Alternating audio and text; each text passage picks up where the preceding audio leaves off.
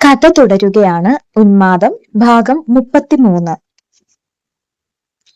പ്രവി പറഞ്ഞതനുസരിച്ച് അബി ഫോൺ എടുത്തതും മറുപുറത്തു നിന്ന് ആലി പറയുന്നത് കേട്ട് പടച്ചോനെ നീ എന്നെ ചതിച്ചോ എന്ന് ചോദിച്ച് അബി താഴേക്ക് തളർന്നിരുന്നു.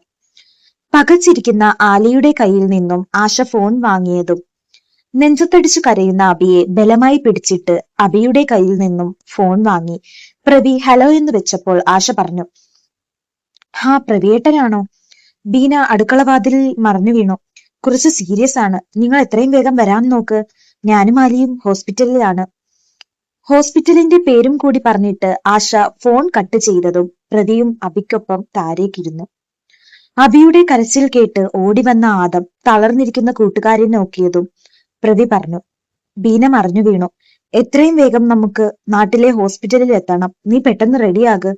ഫ്രെഡിയെ വിളിച്ച് കാര്യം കൂടി പറഞ്ഞേക്ക്. ഇന്നലെ ഒരുപാട് കുടിച്ചതല്ലേ, ഇവനെ കുളിപ്പിച്ചിട്ട് ഞാനും കൂടി കുളിക്കട്ടെ. അബിയെ പിടിച്ചിട്ടും എണ്ണിക്കാതെ തളർന്നിരിക്കുന്നത് കണ്ടപ്പോൾ ആദവും പ്രവീണും കൂടി അവനെ ബാത്റൂമിൽ എത്തിച്ച് കസേരയിലേക്കിരുത്തി. എനിക്ക് കുളിക്കണ്ട പ്രവി, നമുക്ക് പെട്ടെന്ന് പോകാം. എടാ, അത്രയും ദൂരെ പോകാനുള്ളതാണ്. ഹോസ്പിറ്റലിൽ ചെന്ന് ഡോക്ടറോടൊക്കെ സംസാരിക്കാനുള്ളതാണ്. ഈ കോലത്തിൽ ഏതായാലും പറ്റില്ല.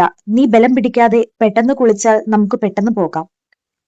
രണ്ടുപേരും സെക്കൻഡുകൾക്കുള്ളിൽ കുളിച്ചിറങ്ങിയപ്പോൾ ആദം അവർക്കിടാനുള്ള ഡ്രസ്സ് എടുത്ത് വെച്ചിട്ട് ബാക്കിയെല്ലാം ഒതുക്കി കാറിലേക്ക് വെച്ചു. കുറച്ചു സമയത്തേക്ക് തനിക്ക് സംഭവിച്ചത് കൂടി ആദം മറന്നിരുന്നു. വീട് പൂട്ടി താക്കോല് ചെടിച്ചട്ടിക്കടിയിൽ വെച്ചിട്ട് ഫ്രെഡിയോട് കാര്യവും പറഞ്ഞ് അവർ നാട്ടിലേക്ക് യാത്ര തിരിച്ചു. പ്രവീൺ കാർ ഓടിക്കുന്നതിനിടയിൽ മിററിൽ കൂടി പുറകിലേക്ക് നോക്കിയപ്പോൾ ആദത്തിന്റെ നെഞ്ചിലേക്ക് തളർന്നു കിടക്കുന്ന അബിയെ കണ്ടപ്പോൾ പ്രവീണിന് പിന്നെയും തലപെരുത്തു. ഒറ്റ ദിവസം കൊണ്ട് രണ്ടു കൂട്ടുകാരുടെ ജീവിതവും ത്രാസിൽ തൂങ്ങുകയാണ്. നൈല കുളിക്കാൻ കയറിയപ്പോൾ ശരീരത്തിന്റെ പലയിടങ്ങളും ആദത്തിന്റെ പല്ലിന്റെ പാടുകൾ മുറിവായും ചതവായും നീറാനും വേദനിക്കാനും തുടങ്ങി. അതൊക്കെ സുഖമുള്ള നോവായെടുത്ത് രാത്രിയുടെ ലാളനയുടെ ഓർമ്മയിൽ ഏറ്റവും സുന്ദരിയായി തന്നെ ഒരുങ്ങണമെന്ന് തോന്നിയിരുന്നു. ഇന്നും കൂടി മാത്രമേ ആദത്തിനെ കാണാൻ പറ്റുകയുള്ളൂ. കണ്ണു നിറയെ അവനെ കാണണമെന്ന ആഗ്രഹം മനസ്സിൽ നിറച്ച് കുളിച്ചു കയറിയപ്പോഴേക്കും സംഗീതയുടെ മെസ്സേജ് കിടക്കുന്നത് കണ്ട് അതെടുത്തു നോക്കി. ദേവി, ഞാൻ താഴേക്ക് പോവുകയാണ്. അമ്പലത്തിൽ ഷൂട്ടുണ്ട്. അത് കഴിഞ്ഞ് ഒരുങ്ങിയിട്ട് കൺവെൻഷൻ സെന്ററിലേക്ക് വരും. നീ റെഡിയായി ഇറങ്ങുമ്പോഴേക്കും നിന്നെ താഴേക്ക് കൊണ്ടുപോകാൻ വണ്ടി വരും. നമുക്കിനി കൺവെൻഷൻ സെന്ററിൽ വെച്ച് കാണാം. ഒറ്റയ്ക്കാക്കിയതിന് ദേഷ്യം തോന്നല്ലേ? അച്ചാമ്മ രാഹുകാലം തുടങ്ങുന്നതിനു മുന്നേ ഇറങ്ങാൻ പറഞ്ഞ് ബഹളം വെച്ചത് കൊണ്ടാണ് ഞാൻ ഇറങ്ങിയത്. കുഞ്ഞു ചിരിയോടെ ഫോൺ വെച്ചിട്ട് ഏറ്റവും സുന്ദരിയായി തന്നെ ഒരുങ്ങി. സ്ലീവ്ലെസ് ബ്ലൗസും സാരിയും അവൾക്ക് പ്രത്യേക ലുക്ക് തന്നെ നൽകി. മേക്കപ്പ് ഇടുന്ന കൂട്ടത്തിൽ ശരീരത്തിൽ കാണുന്ന ഭാഗത്തിൽ വരുന്ന പാടുകളിലെല്ലാം പുട്ടിയിട്ട് അതിനെ മറയ്ക്കുമ്പോഴും നൈലയുടെ ചുണ്ടിൽ പുഞ്ചിരിയായിരുന്നു. ഒരുങ്ങി ഇറങ്ങിയപ്പോൾ പലരും കണ്ണു തള്ളി നോക്കുന്നത് കണ്ടിട്ടും അതൊന്നും ശ്രദ്ധിക്കാതെ ആദത്തിനെ കാണാനുള്ള കൊതിയോടെ കൺവെൻഷൻ സെന്ററിൽ എത്തി പ്രതീക്ഷയോടെ കാത്തിരുന്നു. നിമിഷങ്ങൾക്ക് മണിക്കൂറുകളുടെ ദൈർഘ്യം തോന്നിയിട്ടും നൈല ക്ഷമയോടെ നോക്കിയിരുന്നു. കല്യാണത്തിന്റെ ചടങ്ങുകൾ തുടങ്ങി പെണ്ണും ചെറുക്കനും വന്ന് കല്യാണവും കഴിഞ്ഞിട്ടും പ്രതീക്ഷിച്ചവനെ മാത്രം കാണാതായപ്പോൾ നൈലയുടെ കണ്ണുകൾ ചെറുതായി നിറഞ്ഞു. ഫോട്ടോ എടുക്കാൻ നിൽക്കുന്നതിനിടയിൽ സംഗീതയോട് മതേതരത്വത്തിനെ കുറിച്ച് തിരക്കിയപ്പോൾ ബീനയ്ക്ക് ആക്സിഡന്റായി നാട്ടിൽ പോയെന്ന വാർത്ത കേട്ട് അത് സത്യം തന്നെയാണോ എന്ന ചിന്തയോടെ നൈല നിന്നു. ഓപ്പറേഷൻ തിയേറ്ററിന്റെ മുൻപിലെ കസേരയിൽ തളർന്നിരിക്കുമ്പോൾ ആലി ചോദിച്ചു, ആശേ, എന്തു ചെയ്യുമെടി? ദൈവം എന്ത് ക്രൂരതയാണ് കാണിച്ചത്? ആലിയെ കെട്ടിപ്പിടിച്ച് ആശ പറഞ്ഞു, എനിക്കറിയില്ലടി, ഇനി അവൾ ഒരിക്കലും എഴുന്നേറ്റ് നടക്കില്ലേ? ബീനയുടെ ഉമ്മയും കണ്ണീരോടെ അവർക്കരികിലിരുന്നു. ഓരോരുത്തരുടെയും ഫോണുകൾ നിരന്തരം ശബ്ദിക്കാൻ തുടങ്ങിയിരുന്നു. ഓരോരുത്തരും ഫോണിൽ അടക്കിപ്പിടിച്ച് കാര്യം പറയുമ്പോൾ വാപ്പ ഫോണുമായി പുറത്തേക്കിറങ്ങിയിരുന്നു. അബിയുടെ വാപ്പ ആരോടോ സംസാരിക്കുന്നത് കേട്ട് തൊട്ടുപുറകിൽ തന്നെ അബിയും ആദവും പ്രവീണും നിന്നിരുന്നു. ഓള് രാവിലെ ചായ കുടിച്ചിട്ട് മുറ്റത്തുനിന്ന് നടക്കാനായി പുറത്തേക്കിറങ്ങിയതാണ്. എന്തു പറ്റിയതാണെന്ന് അറിയാൻ വയ്യ. തലയും വയറും നടുവും ഇടിച്ചു വീണപ്പോൾ തന്നെ ബ്ലഡ് പോയി തുടങ്ങിയിരുന്നു. ബീനയുടെ അലർച്ച കേട്ട് മുറ്റത്തിരുന്ന ഞാനും അകത്തായിരുന്ന ഓളുടെ ഉമ്മയും ഇറങ്ങി വന്നപ്പോഴേക്കും താഴേന്നും മോളീന്നും ചോരയിൽ കുളിച്ചിരുന്നു. പെട്ടെന്ന് തന്നെ അവളുടെ കൂട്ടുകാരികളെയും കൂടി വിളിച്ചിട്ട് ഇവിടെ കൊണ്ടുവന്നപ്പോൾ മരുന്ന് വെച്ച് അവർ നോക്കിയിട്ട് സ്കാൻ ചെയ്യാൻ പറഞ്ഞു. അപ്പോഴൊന്നും ബീനയ്ക്ക് അനങ്ങാൻ കൂടി പറ്റുന്നില്ലായിരുന്നു. എല്ലാം കഴിഞ്ഞിട്ട് അവർ പറഞ്ഞത് കുട്ടി മരിച്ചുപോയി, സിസേറിയൻ ചെയ്തെടുക്കണം. ബീനയുടെ ശരീരം അല്ലാതെ ഒന്നിനും പറ്റില്ല. അവളുടെ ശരീരം മുഴുവൻ തളർന്നു പോയെന്നാണ് പറഞ്ഞത്. അബി ഇതെങ്ങനെ സഹിക്കുമെന്നറിയാൻ വയ്യ. ബീനയ്ക്കും ഇതൊന്നും അറിയാൻ വഴിയില്ല. എന്താണ് പറ്റിയതെന്ന് വിശദമായിട്ട് എനിക്കും അറിയില്ല. അവര് വന്നിട്ട് ഡോക്ടറോട് കാര്യങ്ങൾ ചോദിച്ചു മനസ്സിലാക്കട്ടെ. ബീനയെ അബി കാര്യങ്ങൾ പറഞ്ഞു മനസ്സിലാക്കട്ടെ.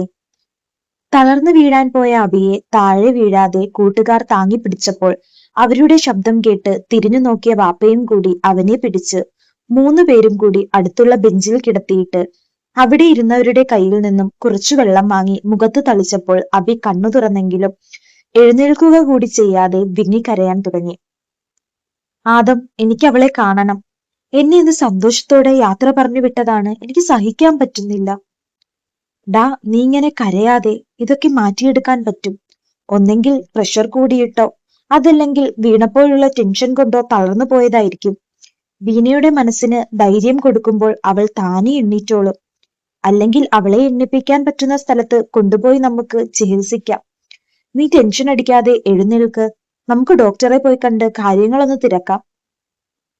പ്രവീണിനൊപ്പം അവൻ പറഞ്ഞതുപോലെ ഒന്നുകൂടി ആദവും പറഞ്ഞതും അബി കണ്ണ് അമർത്തി തുടച്ച് എഴുന്നേൽക്കുന്നതിനിടയിൽ അവർക്ക് വഴികാട്ടിയായി വാപ്പ മുന്നിൽ നടന്നിരുന്നു. ബീനയെ നോക്കിയ ഡോക്ടറെ കണ്ട് സംസാരിച്ചിറങ്ങുമ്പോൾ പ്രതീക്ഷയുണ്ടോ എന്ന് ചോദിച്ചാൽ ഉണ്ടെന്നും ഇല്ലേ എന്ന് ചോദിച്ചാൽ ഇല്ലെന്നും പറയുന്ന അവസ്ഥയിലാണ് അവർ തിരികെ ഇറങ്ങിയത്. അവർ ഓപ്പറേഷൻ തിയേറ്ററിന്റെ വാതിലിലെത്തുമ്പോൾ ഒരു പട തന്നെ അവിടെ ഉണ്ടായിരുന്നു.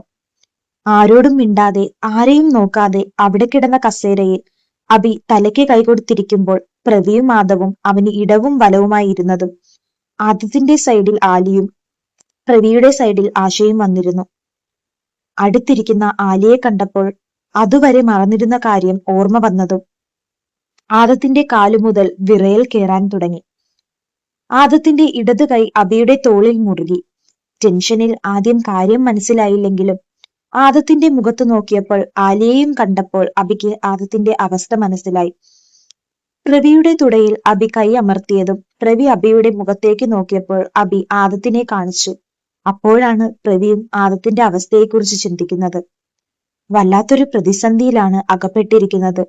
ഇതിൽ നിന്നും കരകയറണമെങ്കിൽ കൂട്ടുകാർ രണ്ടുപേരും മനസ്സിന് കട്ടികൊടുത്ത് പിടിച്ചു നിന്നെങ്കിൽ മാത്രമേ കഴിയുകയുള്ളൂ. ഇങ്ങനെ കരയാനും ഭയക്കാനും ടെൻഷൻ അടിക്കാനും തുടങ്ങിയാൽ ഒന്നും നടക്കുകയില്ല. കൂടുതൽ കാര്യങ്ങൾ വഷളാകുകയേ ഉള്ളൂ. മനസ്സിൽ അങ്ങനെയൊക്കെ ചിന്തിച്ചിട്ട് പുറമെ പ്രവീൺ പറഞ്ഞു, ആശേ, നീ കുട്ടികളെ അവിടെ ആക്കിയിട്ട് വെളുപ്പിനെ വന്നതല്ലേ? നീയും ആലിയും തിരികെ പൊയ്ക്കോ. അബിക്ക് കൂട്ടായി ഞാനും ആദവും നിൽക്കാം. പിന്നെ ബീനയുടെ അരികിൽ അവളുടെ ഉമ്മയുണ്ടല്ലോ. ഇവിടെ അത് മതി. എല്ലാവരും കൂടി നിന്നിട്ട് ഒരു കാര്യവുമില്ല. നിങ്ങൾ വീട്ടിൽ പോയാൽ 5 കുട്ടികളെയും നോക്കാമല്ലോ. ഞങ്ങൾ ബീനയെ റൂമിലേക്ക് മാറ്റി കണ്ടിട്ട് പോകാം. അതുവരെ ഇവിടെ തന്നെ നിൽക്കാം. ഇല്ല ആശേ, ഞാൻ ഡോക്ടറോട് സംസാരിച്ചു. ഇപ്പോഴൊന്നും ബീനയെ റൂമിലേക്ക് മാറ്റില്ല. 4-5 ദിവസം ICUവിൽ കിടക്കേണ്ടി വരും. തിയേറ്ററിന്റെ ICUവിൽ നിന്നും രാത്രിയുടെ സ്പെഷ്യൽ ICUവിലേക്ക് മാറ്റും. ഇനിയും ഒരുപാട് സ്കാനും ടെസ്റ്റുകളും ഒക്കെ ഉണ്ട്. അതൊക്കെ കഴിഞ്ഞതിന് ശേഷം മാത്രമേ എന്തെങ്കിലും പറയാൻ പറ്റൂ. നിങ്ങൾ ഇവിടെ നിന്നിട്ട് ഒരു കാര്യവുമില്ല. ആലിയുടെ കൈകൾ മനസ്സിന്റെ ടെൻഷനും സങ്കടവും കുറയ്ക്കാനായി ആദത്തിന്റെ കൈവെള്ളയിൽ മുറുക്കി പിടിച്ചപ്പോൾ ആദത്തിന്റെ ശരീരം തണുത്തുറഞ്ഞ ഐസ് പോലെയായി മാറി. ആലിയുടെ ശരീരത്തു കൂടി തൊടാൻ തനിക്ക് യോഗ്യതയില്ലെന്ന തോന്നലിൽ അവന്റെ കണ്ണുകൾ നിറഞ്ഞ് നീർത്തുള്ളികൾ ആലിയുടെ കൈകളിലേക്ക് പൊഴിഞ്ഞു വീണു. ആദം, നീ കരയേണ്ട.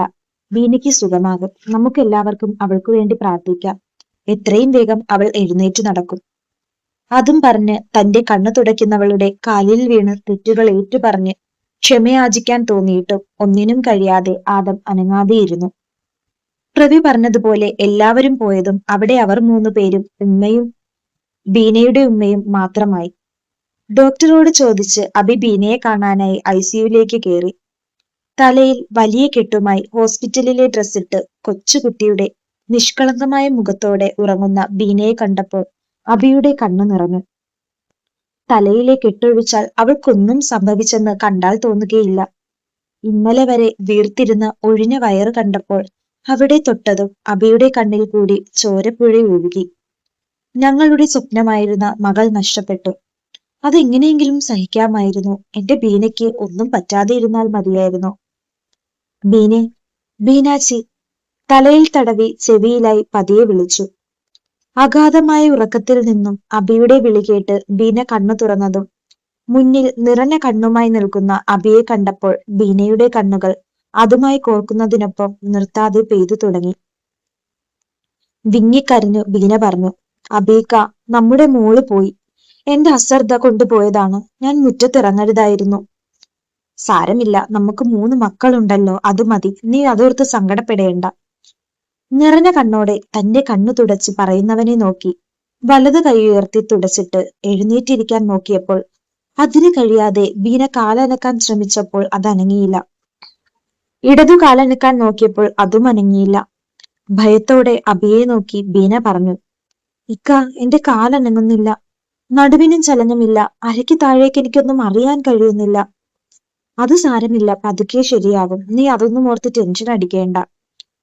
കുഞ്ഞു മരിച്ചതിനേക്കാൾ ടെൻഷൻ ബീനയ്ക്ക് തോന്നി തുടങ്ങി. അപ്പോഴൊക്കെ ശരീരം അനങ്ങാത്തത് വീണതിനാലും ടെൻഷനാലുമാണെന്ന് കരുതിയവൾക്ക് അബിയുടെ കണ്ണിലെ നിസ്സംഗതയും പതുക്കെ ശരിയാകുമെന്ന് പറഞ്ഞതും കൂട്ടി വായിച്ചപ്പോൾ തന്റെ ശരീരം തളർന്നു പോയോ എന്ന തോന്നൽ വന്നതും അബിയോട് തന്നെ ചോദിച്ചു, ഇക്ക, എനിക്ക് എന്തു പറ്റി? ഒന്ന് പറഞ്ഞതാ ഇക്ക.